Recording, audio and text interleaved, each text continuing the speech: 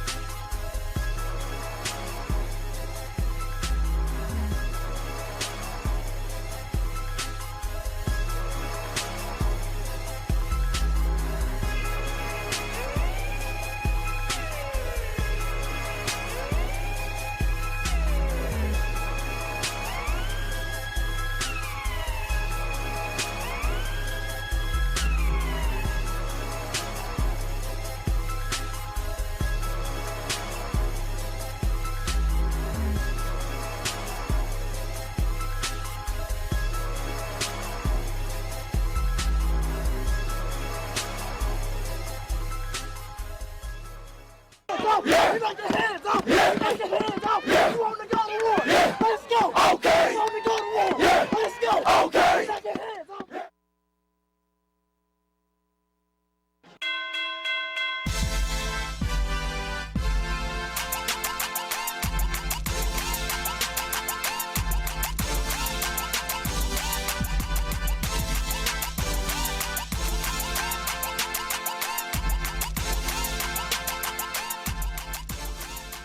Showing out for your side of town, it's showing your pride for the school, it's your family, your friends, and just letting everybody know who you are as a person. I actually spend more time with the football team than I do with my actual family. Football is like pretty much my life.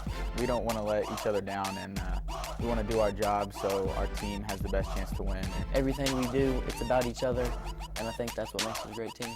Hard and effort and sacrifice for the better of the team. Push myself to be better. Hard work beats talent, and talent doesn't work hard. I just got focused and just started working hard. Football has always taught me never give up, keep persevering. If you want it bad enough, you can get it.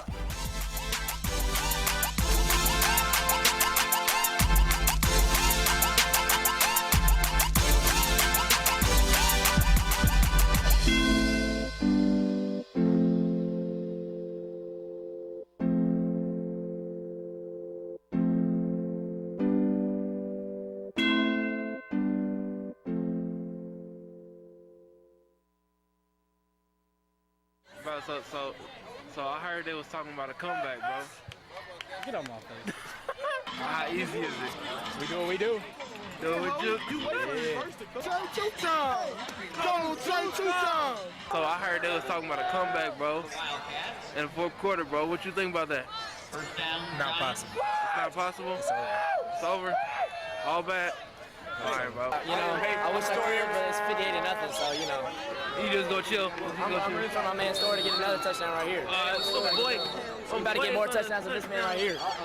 He got on the What's the final score looking like, bro?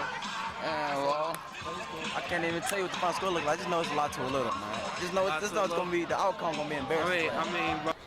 What's the final score gonna be, bro? I don't know. A lot to a little. A lot to a little, bro. A lot to a little. That's what's up. That's what's up. I heard they was talking about a comeback, bro. What you think about that, bro? What you think about that, bro? Not coming back. Look at my face right now. They ain't coming back, bro. Never. It's all raps, bro. It's raps. It's raps. It's not happening. What the final score gonna be? I can't even tell you that. Harney's got more touchdowns tonight than he's had his entire life. Where's Trey? Am I right? Am I right? The first one was probably more than you've ever had. Yeah, because when you're a little kid, they put you on the line when you what? You get a strike. When you're fat, that's right.